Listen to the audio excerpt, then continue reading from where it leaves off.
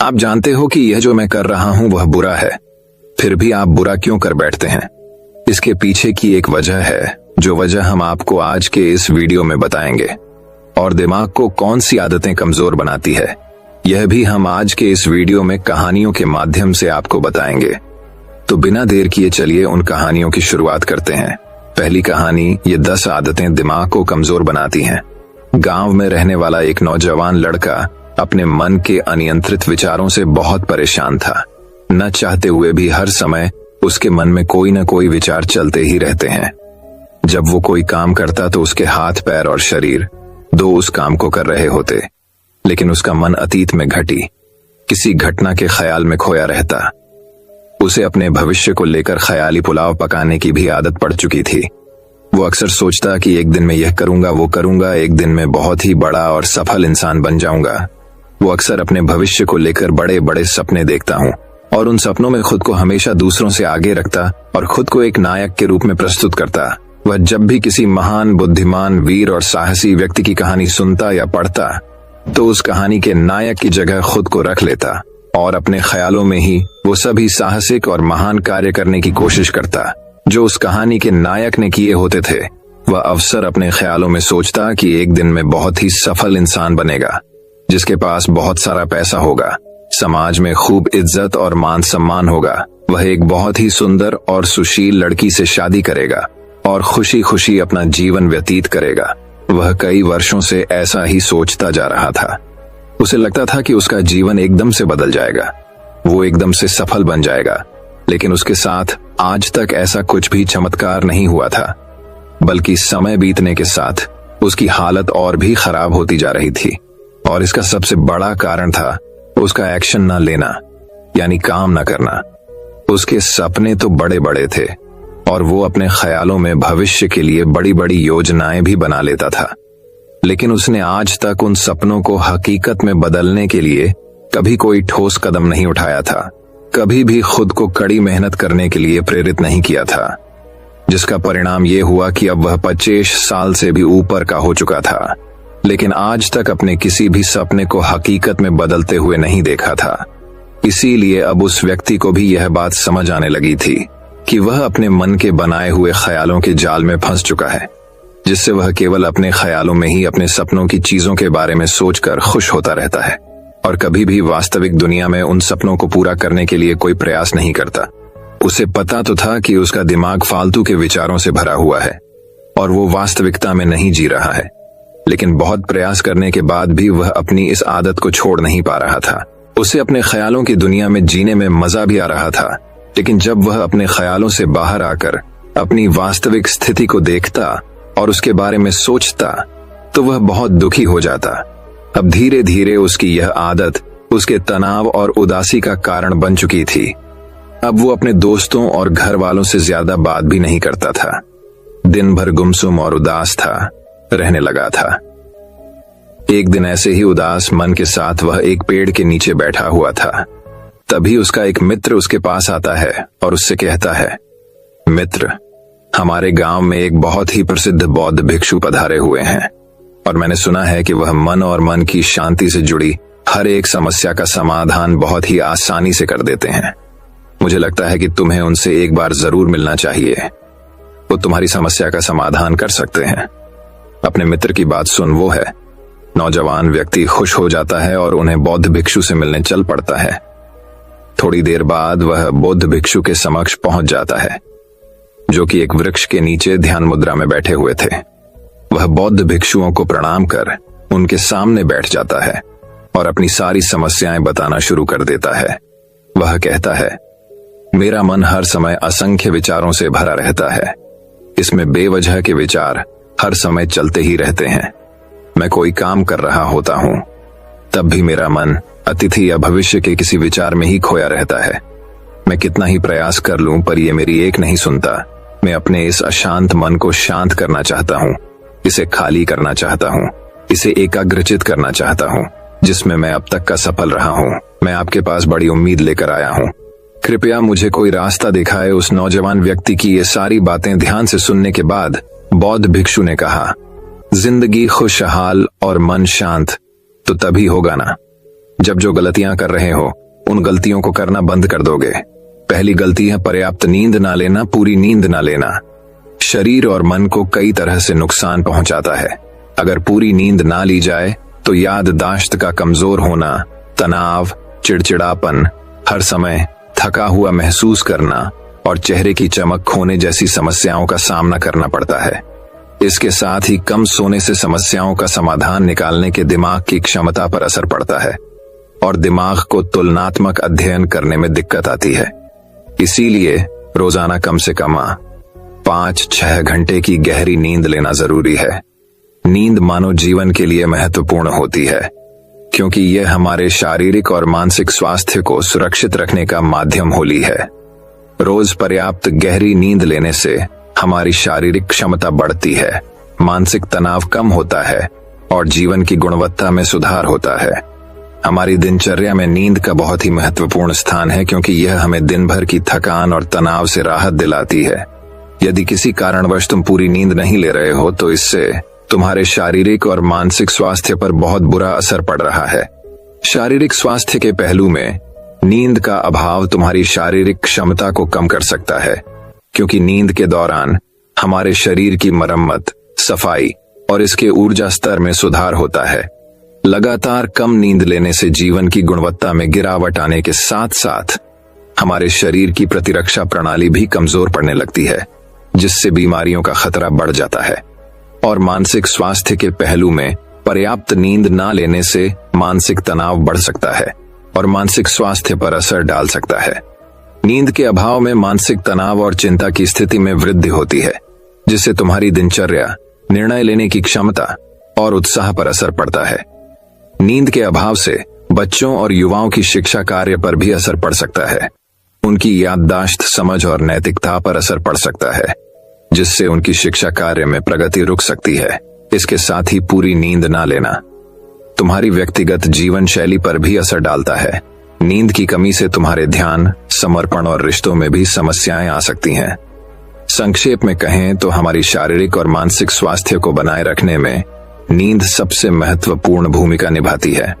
अच्छी और गहरी नींद लेकर हम अपने जीवन की गुणवत्ता को सुधार सकते हैं और एक स्वस्थ व खुशहाल जीवन जी सकते हैं। दूसरी गलती, खाने की मात्रा और उसकी गुणवत्ता पर ध्यान न देना और कभी भी कुछ भी और कितना भी खा लेना।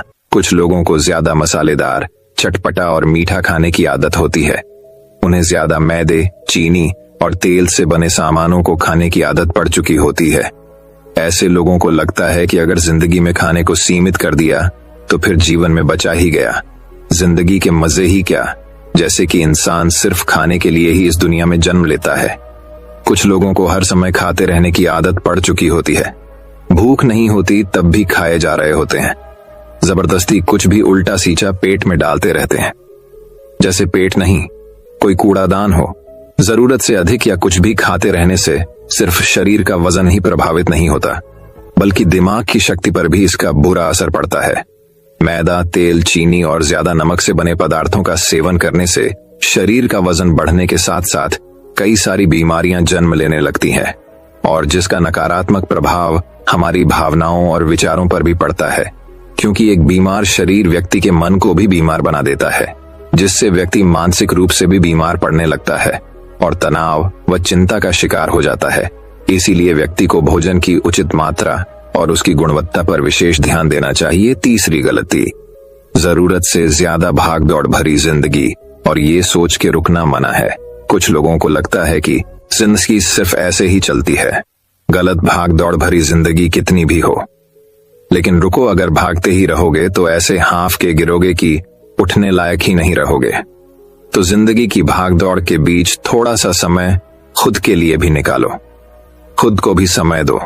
ढूंढने का प्रयास करो कि कौन सी चीज तुम्हें खुशी देती है, कौन सा काम करने में तुम्हें आनंद आता है। खुद से सवाल करो और खुद को चांदनी का प्रयास करो और देखना, जब तुम अंदर से शांत और तरोताजा होकर किसी काम को करोगे तो बहुत ही कम समय में तुम्हें उसी काम में बहुत अच्छे परिणाम मिलने शुरू हो जाएंगे। लेकिन अगर हर समय भागते रहोगे, भागती रहोगी, थके मांद रहोगे, तो तुम देखोगे कि हर काम में बहुत ज्यादा समय लग रहा है, बहुत ज्यादा ऊर्जा लग रही है, लेकिन फिर भी अंदर से खुशी नहीं मिल रही, तो इतना भागना दौड़ना कोई जरूरी नहीं होता। ये तो बस इंसान के अंदर बचपन से ही एक प्रतियोगिता की भावना जगा दी जाती है, उसके आसपास के माहौल और उसके माता पिता के द्वारा। क्योंकि इतना भागना कोई जरूरी नहीं होता, शांति से भी जिंदगी को जिया जा सकता है और शांत हुआ, स्थिर रहते हुए आराम से प्रयास करके भी बड़ी बड़ी सफलताएं हासिल की जा सकती है। चौथी गलती, अपनी किसी एक ऐसी बुरी आदत को पहचानना हो और उसे अपनी जिंदगी से पूरी तरह से हटाना, जो तुम्हारी सफलता के रास्ते की सबसे बड़ी बाधा है। हर इंसान की कोई ना कोई एक ऐसी बुरी आदत होती ही है जो उसे सबसे ज्यादा नुकसान पहुंचाती है, उसे आगे नहीं बढ़ने देती या फिर उसे पीछे खींचती है। क्योंकि जब कोई इंसान आगे नहीं बढ़ रहा होता है तो समय के साथ साथ वो पीछे ही जा रहा होता है। अब ये आदत कुछ भी हो सकती है, जैसे काम को टालने की आदत, ज्यादा सोचने की आदत, चिंता करने या बहस करने की आदत। कोई भी एक ऐसी आदत जो तुम्हें लगता है कि तुम्हें सबसे ज्यादा नुकसान पहुंचा रही है, उसे पहचानो और आज से ही उसे किसी अच्छी आदत से बदलने का प्रयास शुरू कर दो। हालांकि आदतों को बदलना इतना आसान नहीं होता, लेकिन हर चीज को बदलना संभव है। अगर तुम्हारे अंदर वो मजबूत संकल्प और लचीलापन है और अगर तुम लगातार प्रयास करोगे तो तुम्हारी नई आदत बन जाएगी और पुरानी आदत अपने आप ही छोड़ जाएगी। पांचवी गलती, जरूरत से ज्यादा बड़े बड़े वादे करना। वादा जरूर करना चाहिए और अपने वादे का पक्का भी होना चाहिए, और वादा करने के बाद जो लोग उसे पूरा करते हैं उनके समाज में एक अलग इज्जत होती है, लोग उन्हें ज्यादा पसंद करते हैं। लेकिन हमें कभी भी ऐसे वादे नहीं करना चाहिए जिससे हम पूरा ही ना कर सके या जिसे पूरा करने में हमें संदेह हो। साथ ही हमें ना कहना भी आना चाहिए। ये जरूरी नहीं कि हम दूसरों के हर काम को हाँ कहकर उनकी नजरों में हर समय अच्छा बनने का प्रयास करें। हमें मना करना भी आना चाहिए। जितना तुम कर सकते हो सिर्फ उतने का ही वादा करो, क्योंकि अगर तुम अपनी क्षमताओं से बाहर जाकर किसी को जबान दे दोगे तो फिर तुम खुद के ऊपर बहुत दबाव महसूस करोगे, तनाव से भर जाओगे और साथ ही सामने वाले की बेवजह की उम्मीदें भी तुमसे जुड़ जाएंगे। और जब तुमने पूरा नहीं कर पाओगे तो या तो तुम अपने आप पर बहुत ज्यादा दबाव डालोगे उन्हें पूरा करने का, या फिर दूसरों की नजरों में बुरा बन जाओगे, जो फिर बाद में तुम्हारे अंदर और भी तनाव पैदा करेगा। तो जितना कर सकते हो, जितना आसान है तुम्हारे लिए उतना करो, फिर देखो कितना सुकून आता है जिंदगी में। छठी गलती, अंदर ही अंदर खुद की बुराई करना और खुद को कमजोर व दूसरों से कम समझना। अगर तुम्हें खुद की बुराई करने की आदत है, हर समय अपने अंदर सिर्फ कमियां दिखती है, रोज अपने आप को कोसते हो, तो फिर तुम्हें बाहर के किसी दुश्मन की कोई जरूरत नहीं है, क्योंकि तुम अकेले ही अपने लिए काफी हो। अगर तुम्हें अपनी बुराई करने की आदत है तो इसे आज छोड़ दो, क्योंकि ऐसा करके तुमने अपनी जिंदगी को नर्क खुद ही बना रखा है। खुद को प्यार करो, दुलार करो, खुद को स्वीकार करो और खुद के बारे में सकारात्मक बोलो। अगर कुछ गलती भी हो गई है तो खुद से बोलो कि अच्छा हुआ मुझे इस गलती का एहसास अभी हो गया। मैं एक ऐसा इंसान हूं जो अपनी गलतियों से सीखता है और आगे बढ़ जाता है। तो कहने का मतलब ये है कि गलती में भी खुद को लगातार कोसने या खुद को अपनी नजरों में गिराने की बजाय गलतियों से सीख कर आगे बढ़ने वाला इंसान बनो, क्योंकि अंदर ही अंदर खुद की बुराई करना और खुद को कोसना इंसान को ऐसी जंजीरों में बांध देता है कि फिर वह उसे तोड़ नहीं पाता और वही पड़ा पड़ा मानसिक रूप से सड़ता रहता है। तो अगर यह तुम्हारे अंदर है खुद की बुराई करना, तो इसे जल्दी से जल्दी छोड़ो, तभी जिंदगी खूबसूरत बनेगी। सातवीं गलती, दिमाग को अतीत की बुरी यादों और नकारात्मक भावनाओं से भरकर रखना। अतीत में कुछ गलत घटना घट गई थी, उसकी बुरी यादों को इकट्ठा किए हुए है। सालों पहले किसी ने कुछ गलत बोल दिया था, उसकी बातों को आज भी मन में लेकर ढह रहे हैं। किसी काम में सफलता मिल गई थी, उसे लेकर आज भी दुख मना रहे हैं। जब कोई इंसान दिमाग में इतना सारा बोझ, इतनी सारी नकारात्मक भावनाएं लेकर चलेगा तो फिर वह खुश और शांत कैसे रह पाएगा। इसीलिए अपने मन, अपने दिमाग को साफ करो, शरीर से सीखो। शरीर रोज अपने आप को साफ करता है। सुबह उठते ही ये अपने अंदर की सारी गंदगी को मल मूत्र के द्वारा बाहर निकाल देता है। तो ऐसे ही दिमाग की गंदगी को भी हर दिन बाहर निकालो।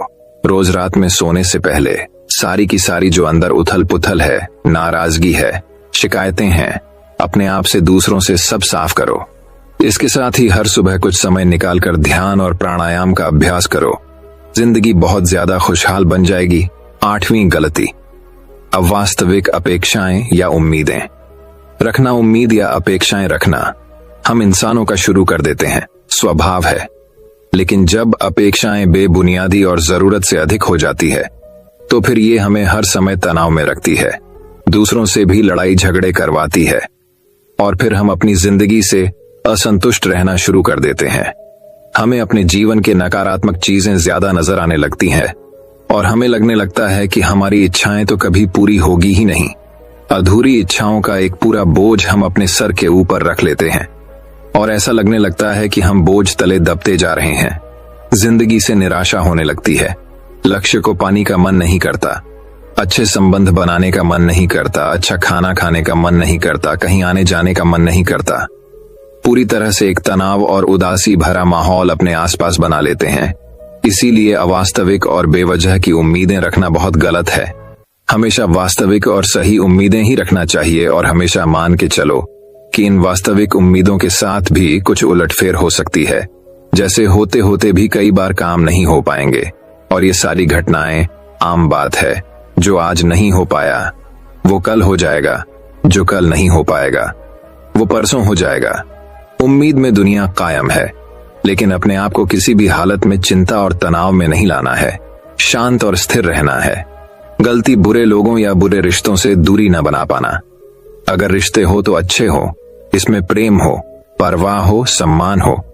लेकिन अगर किसी स्वार्थी और चालक व्यक्ति के साथ तुम्हारा रिश्ता बन गया है जो रोज रोज का सिरदर्द बना हुआ है, रूठना मनाना यही चलता रहता। संबंधों में अपने आप को खूब दबाना पड़ता है, डर के जीते हो, बस गुस्सा ही तुम्हारे अंदर रहता है।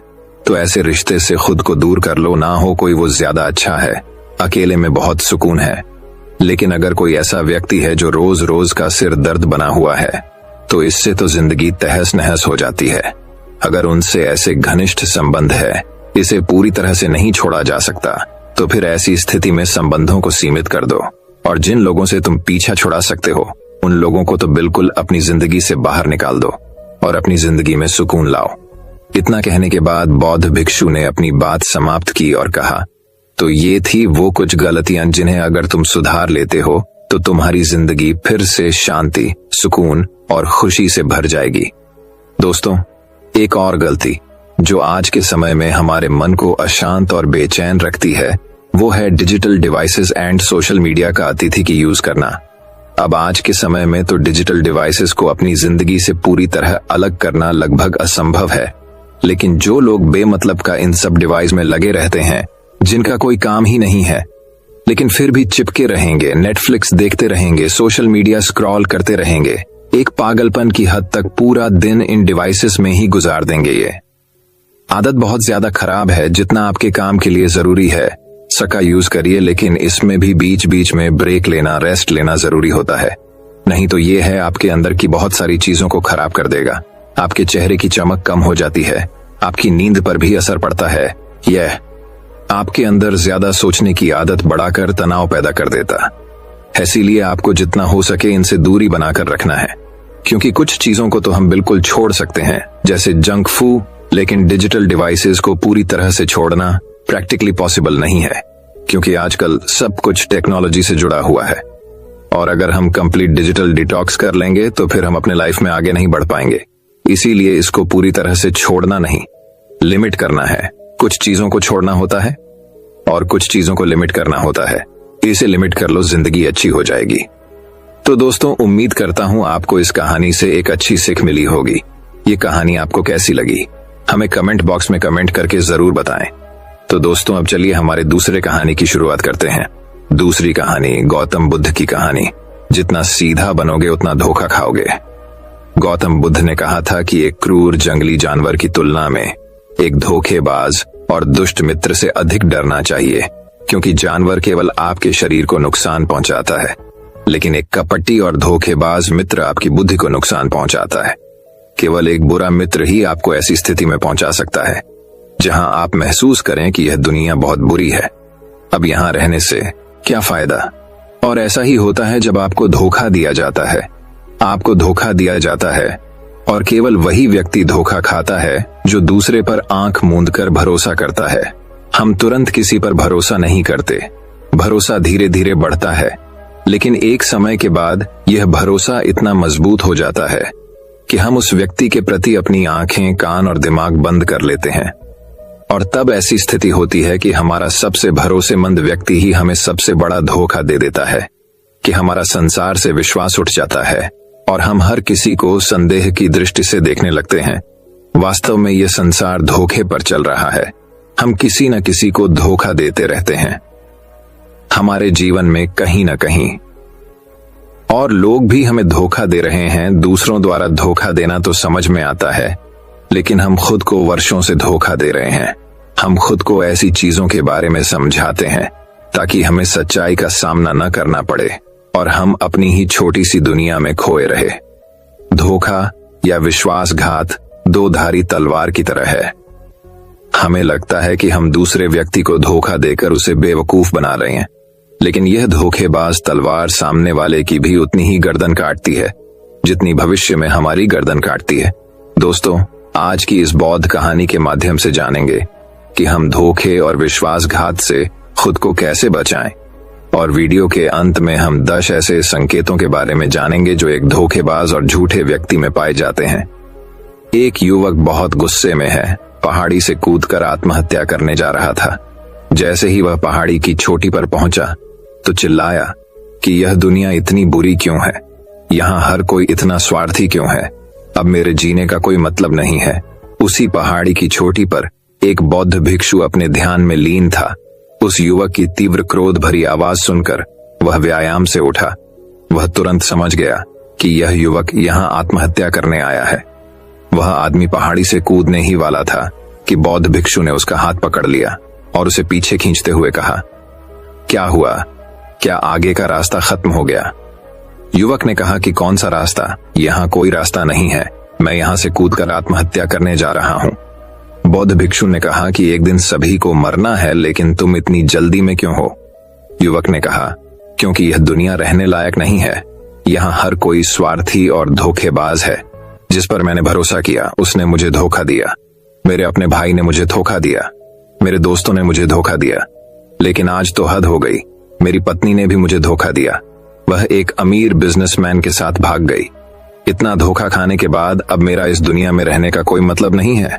स्वार्थी दुनिया में किसी पर भी भरोसा नहीं किया जा सकता, इसलिए मैं आत्महत्या करने जा रहा हूँ। बौद्ध भिक्षु, क्या तुम स्वार्थी नहीं हो?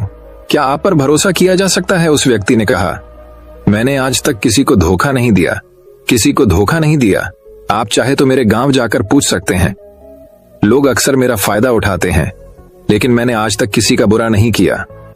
बौद्ध भिक्षु ने कहा, मैं तुम पर भरोसा नहीं कर सकता। तुम्हें मुझे यह साबित करना होगा कि तुम स्वार्थी व्यक्ति नहीं हो। व्यक्ति ने पूछा, मुझे यह साबित करने के लिए क्या करना होगा? तुम्हें साथ रहना होगा।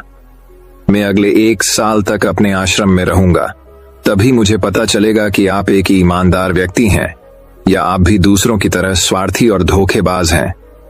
आदमी ने कहा, ठीक है, मैं 1 साल तक आपके साथ आपके आश्रम में रहूंगा और खुद को साबित करूंगा। बौद्ध भिक्षु लाया वह युवक उसके साथ उसके आश्रम में गया और उसे अपना शिष्य बना लिया। अगली सुबह बौद्ध भिक्षु ने नए शिष्य को अपने पास बुलाया। मुझे आप पर भरोसा नहीं है, लेकिन आप फिर भी जाकर भिक्षा मांगते हैं। तब तक मैं आपके अन्य गुरु भाइयों को शिक्षा देता हूँ। वह युवा शिष्य गुरु को प्रणाम कर भिक्षा मांगने चला गया। आज से पहले उसने कभी भी भीख नहीं मांगी थी, इसलिए उसे भीख मांगने में बहुत परेशानी हो रही थी। उसके मुंह से भीख मांगने के लिए शब्द नहीं निकल रहे थे। उसका अहंकार उसे रोक रहा था, लेकिन उसके अंदर एक अहंकार जाग रहा था। मालिक को गलत साबित करने के लिए उसने भीख मांगी और वह भिक्षा लेकर वह स्वामी के पास लौट आया। उसके हाथ में भिक्षा देखकर गुरु ने कहा कि तुम कुछ तो भरोसेमंद हो। मैंने सोचा था कि तुम भीख नहीं मांग पाओगे, लेकिन तुमने मुझे गलत साबित कर दिया। मेरे साथ मेरी कुटिया में आओ, मैं तुम्हें वहां कुछ दिखाना चाहता हूं। गुरु शिष्य को अपने साथ अपनी झोपड़ी में ले गए। झोपड़ी के ऊपर एक बर्तन लटका हुआ था। गुरु ने झोपड़ी की ओर इशारा किया, बर्तन, और कहा, क्या तुम उस बर्तन को देख रहे हो? इसमें जहर होता है। और जहर भी ऐसा होता है कि अगर किसी व्यक्ति को दे दिया जाए तो व्यक्ति बहुत आसानी से मर सकता है और किसी को पता भी नहीं चलेगा कि उनकी मृत्यु कैसे हुई। युवा शिष्य ने कहा, लेकिन गुरु, आप मुझे ये सब क्यों बता रहे हैं? साधु ने कहा, मैं तुम्हें केवल चेतावनी दे रहा हूं कि गलती से भी इसे मत खाना। कुछ दिनों के बाद गुरु एक जंगल से गुजर रहे थे उनके शिष्य।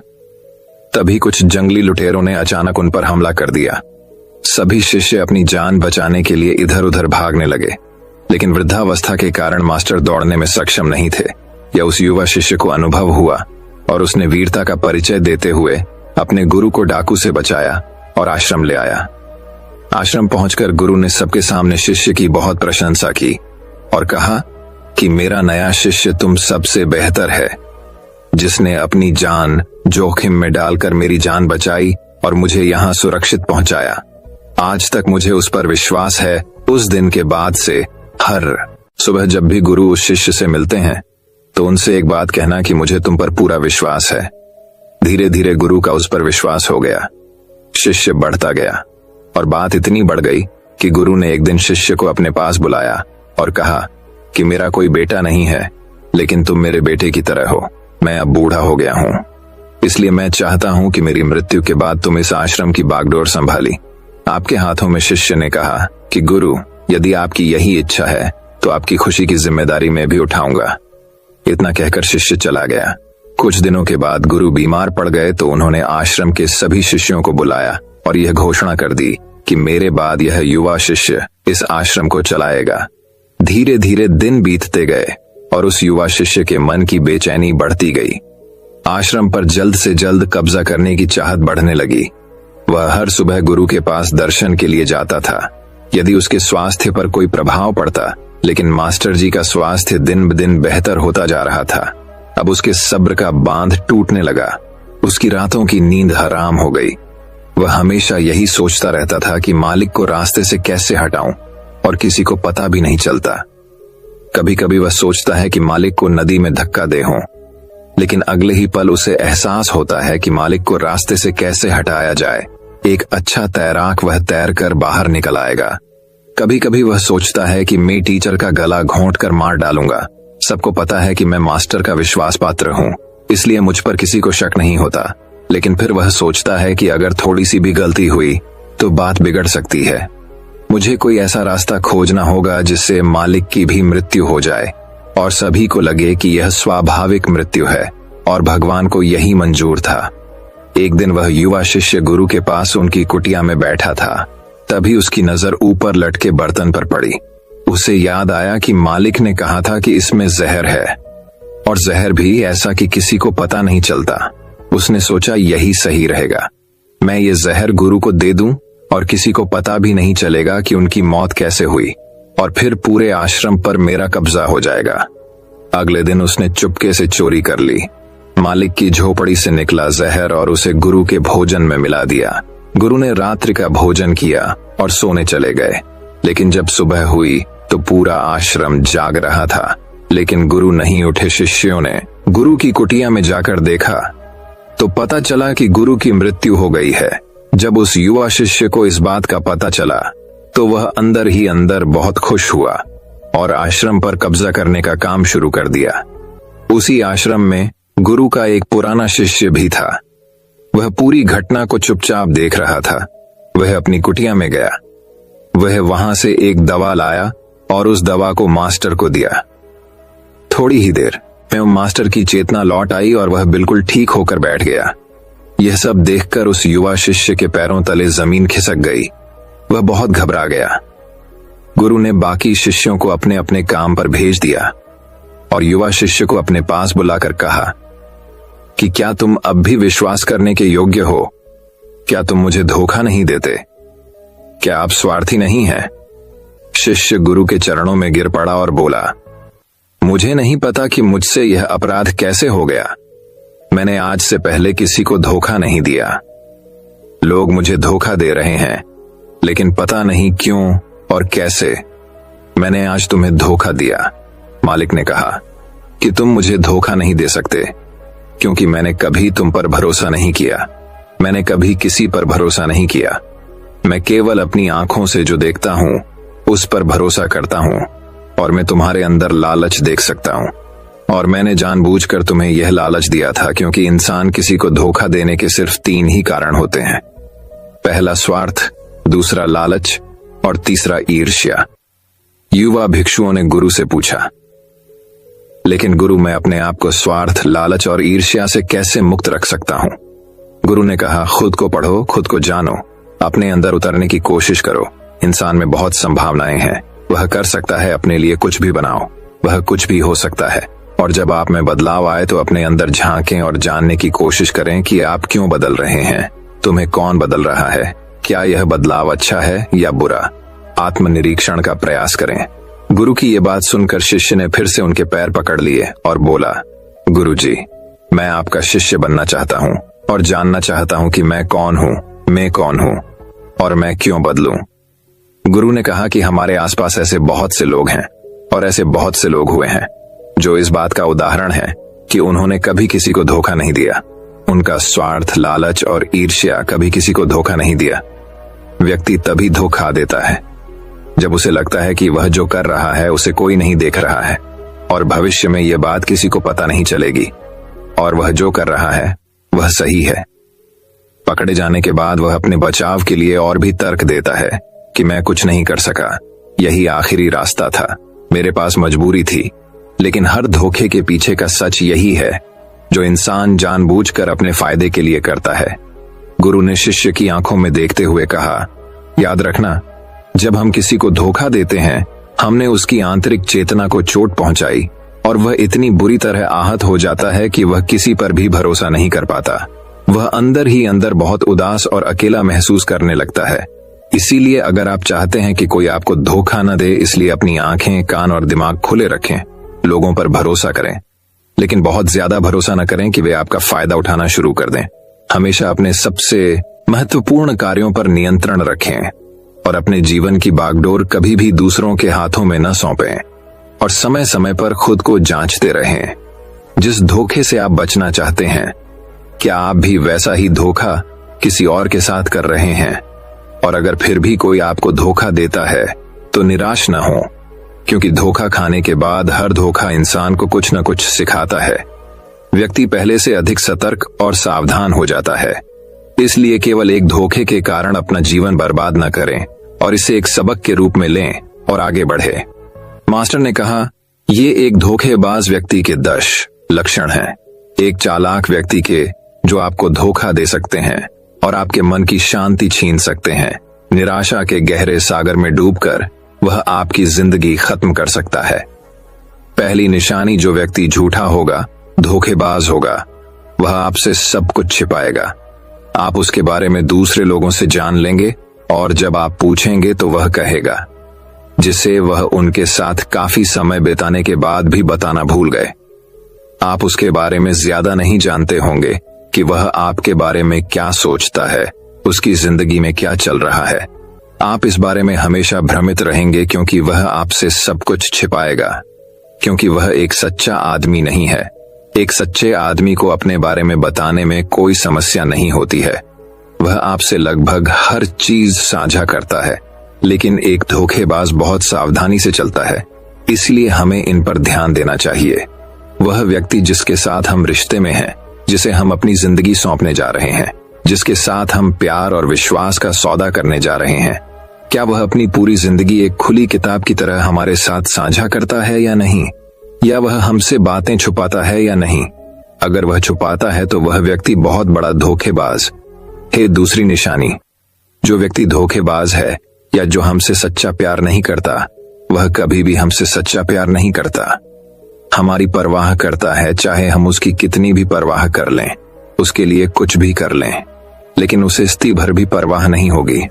और ये एक बार नहीं, बार बार दिखेगा, लेकिन हम इसे नजरअंदाज कर देते हैं। ये हमारी गलती है। हमारे जादू के कारण हम देख नहीं पाते। सच्चाई हमारी आंखों के सामने भी है। अगर हम थोड़ा और सचेत होकर देखने की कोशिश करें तो यह हमारी गलती है। तब हमें पता चलेगा कि उसे हमारी कोई परवाह नहीं है।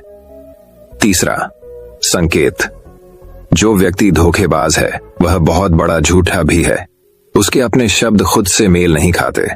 उसकी जुबान बदलती रहती है, वह अपनी बात नहीं रखता, लेकिन हम उसके झूठ में फंस जाते हैं, इसलिए हम उसे नहीं पहचानते। चौथी निशानी, धोखेबाज व्यक्ति। हमारे सामने तो हमारी चापलूसी करेगा और हमारी तारीफ करेगा, लेकिन पीठ पीछे वह कभी हमारी तारीफ नहीं करेगा और हमारा सम्मान नहीं करेगा। चाहे हम उसके लिए मर भी जाएं, लेकिन वह कभी हमारी तारीफ नहीं करेगा। हम और कभी भी हमें उतना महत्व नहीं देंगे जितना हम अपने जीवन में देते हैं, क्योंकि यह एक दिन हमें धोखा देगा। इसलिए बेहतर होगा कि हम बहुत अधिक धोखा खाने से पहले सावधान हो जाएं। पांचवां संकेत, वे जो कहते हैं उस पर ध्यान न दें, बल्कि इस पर ध्यान दें कि वे आपके साथ क्या करते हैं। बात करना बहुत आसान है, लेकिन करना बहुत मुश्किल है, और ज्यादातर लोग इन्हीं बातों पर अटक जाते हैं। इसलिए चाहे वह आपसे कितनी भी बात कर लें, उससे कई वादे किए जा सकते हैं, लेकिन जब तक वह पूरा करके न दिखा दे, छठे संकेत पर भरोसा न करें। प्रेम संबंधों में अक्सर यह देखने को मिलता है कि कैसे एक धोखेबाज व्यक्ति अपने प्यार करने वाले को इस तरह अपने जाल में फंसा लेता है कि सामने वाला उसके लिए हमेशा उपलब्ध रहता है। वह कहीं नहीं जा रहा है, यह उसके लिए यहीं रहेगा। वो न आदर करते हैं, न सम्मान करते हैं, और अगर सम्मान की भीख मांगी जाए तो अपमान ज्यादा करते हैं। अगर किसी रिश्ते में किसी से मिन्नत करनी पड़े, मुझे अपना समय देने के लिए मुझसे बात करो, तो इससे बुरा रिश्ता कोई नहीं हो सकता।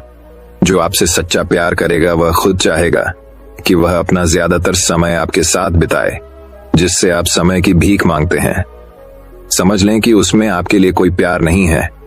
सातवीं निशानी, उसके पास हर चीज के लिए समय होगा, लेकिन आपके लिए उसके पास कभी समय नहीं होगा। वह अपने जीवन में आपके लिए कुछ भी नहीं छोड़ेगा, लेकिन आपको कभी भी छोड़ देगा। वह आपसे तभी बात करेगा जब वह चाहेगा, तब नहीं। जब आपको उनकी जरूरत हो, वे आपकी जगह किसी और को ले सकते हैं, लेकिन आपके लिए कुछ भी नहीं बदलेगा, न उनकी आदतें, न उनका स्वभाव, और न ही उनका आराम। आठवां संकेत, वे कभी भी आपके प्रति समर्पित और प्रतिबद्ध नहीं होंगे कि हम आपके साथ हैं। चाहे कुछ भी हो जाए, हम आपका समर्थन करेंगे, चाहे समय कोई भी हो। वे केवल अपनी शर्तों पर आपके साथ रहेंगे। जब भी वे सहज होंगे और अच्छा महसूस करेंगे, वे आपके साथ रहेंगे, और अगर इससे उन्हें थोड़ा सा भी दुख होगा तो वे चले जाएंगे, क्योंकि वे कभी भी अपनी शर्तों से बाहर नहीं आएंगे। आपके लिए कुछ भी करने के लिए आरामदायक क्षेत्र। नौवां संकेत, वे आपको हमेशा चोट पहुंचाएंगे, कभी कभी जानबूझकर, और कभी कभी उन्हें यह भी पता नहीं होता है कि वह आपको कितना चोट पहुंचा रहे हैं, और आपका दिल दुखता रहेगा। आप उस व्यक्ति के साथ खुश महसूस करेंगे जो आपसे सच्चा प्यार करता है।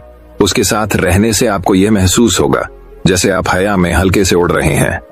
और अगर आप किसी धोखेबाज और गलत व्यक्ति के साथ रिश्ते में हैं, तो सब कुछ भारी और बोझिल लगेगा। ऐसा लगेगा कि कुछ गड़बड़ है। अंदर से आवाज आएगी कि यह रिश्ता आपके लिए सही नहीं है, और अगर आप इसे सुनकर भी नजरअंदाज कर देते हैं तो यह आपकी गलती है। 10वां संकेत, आप उनकी जिंदगी में कहीं नहीं हैं। उनकी जिंदगी में आपकी कोई खास जगह नहीं है। वे जब चाहें आपको आसानी से अपनी जिंदगी से बाहर कर सकते हैं, और उन्हें इससे कोई फर्क नहीं पड़ेगा। अगर आप उनकी बात पर विश्वास नहीं करते हैं और उनकी सच्चाई जानना चाहते हैं, तो कुछ दिनों के लिए उनकी जिंदगी से गायब हो जाएं। वे जीत जाएंगे, बुरा मत मानना। इससे अच्छा है कि हमारी जिंदगी से समस्या दूर हो गई है। अब हम आजाद हैं और जो चाहें कर सकते हैं। दोस्तों, अगर आप भी रिलेशनशिप में हैं ऐसे इंसान के साथ, तो होश में आ जाओ और जितनी जल्दी हो सके इससे बाहर आ जाओ। यकीन मानिए, ऐसे रिश्ते से बाहर आने के बाद तुम्हें शांति, सुकून और प्यार मिलेगा। और क्या दुनिया में केवल एक ही व्यक्ति है? यदि आप एक बुरे व्यक्ति को छोड़ देंगे तो आपके जीवन में 10 अच्छे लोग आ जाएंगे जो आपको सम्मान और प्यार देंगे। और जब तक आप इस तरह के झूठे व्यक्ति के साथ हैं तो आपको कोई अन्य अच्छाई दिखाई नहीं देगी लोग। लेकिन जैसे ही आप ऐसे धोखेबाज इंसान को छोड़ेंगे तो आपकी जिंदगी में अच्छे लोग आना शुरू हो जाएंगे। एक और बात, आजकल लोग साथ वाले हैं जिन्हें रिश्ते में प्यार में धोखा मिलता है। वो कहते हैं कि प्यार जैसा कुछ नहीं होता, सब झूठ है। आजकल सब झूठ है, पर पूरा सच नहीं है। जिस इंसान ने तुम्हें धोखा दिया है वो प्यार का मतलब नहीं जानता। लेकिन आज भी दुनिया में कई ऐसे लोग हैं जो प्यार करना भी जानते हैं और निभाना भी जानते हैं। जिन लोगों को धोखा मिला वो अपनी तरफ से सच्चा प्यार कर रहे थे। प्यार ईश्वर का दिया हुआ उपहार है, और यह दुनिया प्यार पर ही टिकी है। अगर कोई गलत इंसान आपके प्यार को नहीं समझ पाया तो इसका मतलब ये नहीं है कि इस दुनिया में प्यार नहीं है। ये दुनिया प्यार से चलती है।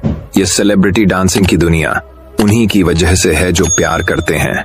और अंत में एक और बात दोस्तों, अगर आपको अपने परिवार के सदस्यों से धोखा मिलता है या आपको गलत समझा जाता है तो एक दूसरे की बातों को समझने की कोशिश करें, एक दूसरे को बताएं और एक दूसरे को माफ कर दें। क्योंकि दोस्तों, आपको लोग बहुत मिलेंगे लेकिन आपको नहीं मिलेंगे। लोग आपके परिवार को पसंद करते हैं पूरी दुनिया में कहीं भी। और हाँ, उनकी बात अलग है जो लोग झाप के परिवार से थोड़ा बाहर हैं, जैसे आपका दोस्त, दूर का रिश्तेदार या पड़ोसी। लेकिन परिवार के सदस्यों को माफ कर देना ही समझदारी है दोस्तों। मैं उम्मीद करता हूं कि यह कहानी सुनने से आपके जीवन में अच्छे बदलाव आए होंगे। आपको इस वीडियो से क्या सीखने मिला, ये कमेंट करके जरूर बताइए।